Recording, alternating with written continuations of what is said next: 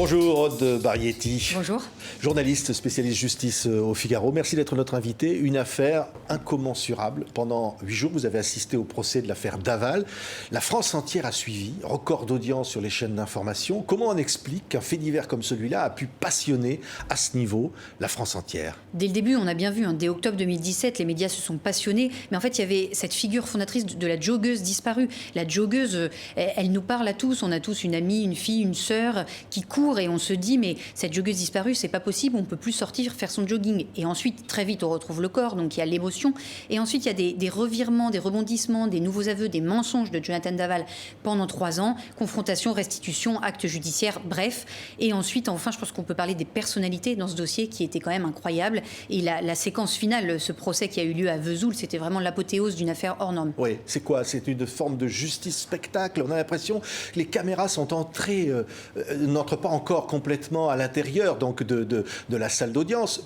D'ailleurs, le ministre de la Justice demande que les procès puissent désormais être filmés. On va vers une justice spectacle. Alors moi, je trouve que dans ce procès, à l'intérieur, finalement, les débats ont été assez bien préservés, finalement. Il y a eu beaucoup de respect, beaucoup de sérénité entre les parties. En revanche, dès qu'on sortait dehors, on a bien vu les parties civiles, les proches d'Alexia s'exprimaient très souvent devant les caméras. Il y avait 41 médias accrédités pour une petite ville comme Vesoul, c'est quand même énorme. Donc il y avait vraiment une différence entre l'extérieur du palais et l'intérieur. Oui, et pourtant, on va vous dire, et ceux qui connaissent, c'est un fait divers. Ça n'est qu'un fait divers. Hélas, nombreux assassinats ou crimes ou meurtres conjugaux ont lieu en France. Il y avait d'ailleurs samedi une journée avec le collectif Nous Toutes qui dénonçait les violences contre les femmes. Mais cette affaire-là a retenu plus que les autres l'attention. Je pense qu'évidemment, ça s'inscrit dans un contexte. On parle beaucoup plus des violences faites aux femmes en ce moment. Et puis, cette affaire, voilà ce que je vous disais, c'est des personnalités. Je pense que ce couple parlait aussi à tout le monde. Les proches d'Alexia ont aussi choisi de s'exprimer assez vite pour parler de leur fille, pour expliquer qui elle était. Donc voilà, les gens se sont retrouvés plongés finalement dans l'intimité de ce couple et ils ont suivi cette affaire avec passion jusqu'à là, samedi. Oui, et la France entière, je le disais, des records d'audience sur les chaînes d'information. C'est un dérivatif, un fait divers, c'est quoi ? Encore une fois, je pense que vraiment, voilà, les gens s'y sont reconnus. Et aujourd'hui, c'est plus une honte de dire qu'on aime le fait divers. On a bien vu avec l'enquête de Society sur Xavier Dupont de Ligonnès, le succès sur Netflix du petit Grégory. Aujourd'hui, on assume beaucoup plus s'intéresser aux faits divers qui sont parfois très révélateurs d'une société. Oui, alors que révèle l'affaire Daval de la société aujourd'hui, qui expliquerait d'ailleurs peut-être cet intérêt qu'on lui a porté ? Donc on parlait du contexte des violences faites aux femmes et puis cette histoire de l'intimité d'un couple, des tensions qui montent, aussi d'une petite ville. Moi je suis allée dans le cadre de ce livre, je suis allée à Gray pendant une semaine et c'est vraiment la petite ville française par excellence, comme tout le monde la connaît, et qui a bouleversé cette ville. Bon, les gens là-bas m'ont dit, on pense toujours que les faits divers, ça arrive à côté de chez nous, enfin ça arrive loin de chez nous mais jamais chez nous, et là c'était le cas. Oui, est-ce qu'on pourrait dire, sur la partie médiatique, que finalement cette pression médiatique a influencé le verdict ou influencé la Cour, vous qui avez assisté au procès? Alors ce que j'ai trouvé très intéressant, c'est que dès le premier jour de l'audience, le président de la Cour d'assises a dit à Jonathan Daval, vous ne devez pas être jugé différemment parce que cette affaire est médiatique. Et donc comme je vous l'expliquais tout à l'heure, j'ai trouvé que les débats ont été assez sereins à l'intérieur. En revanche, on avait tous été assez étonnés quand l'avocat général a réclamé la perpétuité contre Jonathan Daval, parce que la perpétuité c'est la peine maximale, donc les gens étaient assez surpris. Finalement, la Cour d'assises a prononcé un verdict de 25 ans de réclusion criminelle. Oui, l'avocat général qui donne une interview à la presse qui est exceptionnelle. Là aussi, médiatisation de la justice. Oui, alors ça, nous, on a été un peu étonnés parce que pendant tout son réquisitoire, il a plus ou moins fait le procès de la presse en expliquant à quel point ça avait été compliqué de travailler dans des conditions pareilles, que la presse avait tout révélé, tout sorti, que tous les acteurs s'étaient beaucoup exprimés auprès de la presse et qu'il n'avait pas pu le faire, pour ensuite aller devant les caméras pendant le délibéré. Donc c'est vrai que moi, je trouvais ça un peu curieux. Oui, les parents d'Alexia Fouillot ont accepté les caméras, ont joué le jeu, ce qui est aussi, quelque part, j'allais dire, une autre façon de traiter ou de dire la justice, y compris avec les caméras à l'intérieur de leur domicile, ont accepté comme ça. Qu'est-ce qu'ils cherchaient, qu'est-ce qu'ils voulaient, les parents? C'est les parties civiles, il y en a qui s'expriment, il y en a qui ne s'expriment pas, c'est vraiment leur choix. Moi, quand je les ai rencontrés, ce qu'elles m'ont expliqué, c'est qu'en fait, c'était important pour eux, pour deux raisons. D'abord, dire qui était leur Alexia et ne pas laisser la défense, je cite, salir la mémoire de leur fille. Et ensuite, sur un ton plus personnel, la mère d'Alexia m'a expliqué que c'était important pour elle de parler de sa fille, que sa fille, c'était 30 ans de sa vie et qu'elle ne voulait pas qu'elle soit oubliée. D'ailleurs, c'est les derniers mots qu'elle a adressés à la presse à l'issue du verdict. Elle a demandé, en levant les yeux au ciel, elle a dit « J'espère qu'aucun Français ne l'oubliera ». Oui, beaucoup de zones d'ombre qui restent dans ce procès. Au terme, vous l'avez dit, le verdict a été rendu, mais les parents n'ont pas eu les réponses qu'ils attendaient. La condamnation n'est pas une surprise, puisque tout le monde savait que Jonathan Daval était coupable, il l'avait lui-même reconnu, mais il reste énormément de zones d'ombre. L'avocat de Jonathan Daval, Matt Schwerdorfer, l'a dit assez justement, il faut accepter dans un procès qu'on n'ait pas toutes les réponses, mais là on se pose encore des questions, peut-être sur les médicaments, peut-être sur la préméditation, peut-être sur une relation sexuelle post-mortem. Tout ça, à l'audience, ça a été abordé puis écarté, mais les parties civiles sont encore une fois persuadées que ce meurtre était prémédité et que Alexia voulait quitter Jonathan et qu'il ne l'a pas supporté. Oui, ça montre aussi les limites de la justice, qu'au fond un procès ne peut pas dire la vérité. On peut même accepter, d'ailleurs en France en droit on a le droit, le mensonge de la part de l'accusé, et qu'au fond les parties civiles n'ont pas toutes les réponses. Alors ce qui est important, moi je pense à retenir de ce procès, c'est qu'il y a eu une vérité judiciaire. Jonathan Daval a été reconnu coupable de meurtre sur conjoint. Il a été condamné à 25 ans de réclusion criminelle. Et ça, c'est important. Et les parties civiles, même si elles sont déçues, les proches d'Alexia, même s'ils sont déçus de ne pas avoir eu toutes les réponses à leur sens, ils ont quand même dit qu'ils étaient soulagés et qu'ils étaient contents que une page puisse se tourner, et j'ai trouvé ça intéressant. Ils ont dit la page, enfin de tourner la page, puis ils se sont corrigés une page, parce qu'on ne peut pas tourner la page de leur fille. En revanche, on peut tourner une page, c'est l'enquête, l'instruction, le procès, pour essayer de se reconstruire maintenant. Oui, 25 ans donc de prison. On va dire aujourd'hui que ces meurtres conjugaux sont plus punis. Avant, on aurait pu considérer qu'il s'agissait d'un crime passionnel.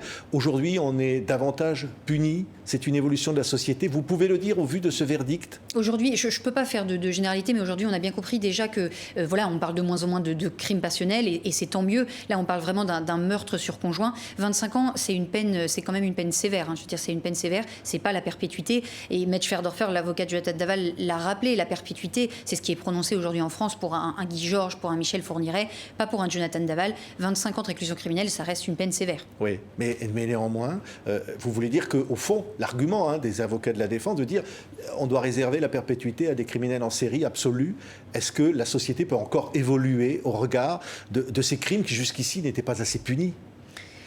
Aujourd'hui, on voit bien qu'il y a une vraie préoccupation de la presse, du grand public, mais aussi des autorités sur ces violences faites aux femmes, et je pense que ça va continuer comme ça. Oui, qu'est-ce qui vous a le plus marqué dans ce procès? Moi, ce qui m'a vraiment le plus marqué, c'est le dialogue saisissant entre Jonathan Daval et Isabelle Fouillot, la mère d'Alexia. Le président, c'est assez inhabituel, les a laissés vraiment dialoguer en pleine audience. Elle a essayé de le faire craquer encore une fois, parce qu'elle avait déjà réussi. Elle lui en a demandé plus, et lui, il est resté sur sa version d'une dispute qui aurait dégénéré, et elle a fini par un glaçant « Je te souhaite un bon séjour en prison, adieu ». Oui, le mystère Daval va rester. Vous pensez que cette affaire va marquer les annales? Alors je pense qu'évidemment on va de moins en moins en parler, mais que même dans des années, quand on évoquera le nom Daval, les gens se diront mais bien sûr c'était cette affaire, ils ont leur théorie, ils en parleront. On va moins en parler évidemment puisque le temps du procès est désormais derrière nous, mais on va évidemment continuer à évoquer cette affaire. Oui, on voit la maman d'Alexia Fouillot qui a dit, et le papa aussi, j'espère que le visage de ma fille restera dans la mémoire des Français autant que le visage du petit Grégory. Vous l'avez entendu dire ça? Oui, absolument, c'était assez émouvant vraiment, en la voyant lever les yeux au ciel, et c'est vraiment capital pour elle que sa fille ne soit pas oubliée, et je pense que son souhait sera respecté. Oui, il faut que les caméras filment la justice, comme le dit le ministre. Vous qui êtes journaliste justice au Figaro, vous dites oui, il faut faire entrer les caméras.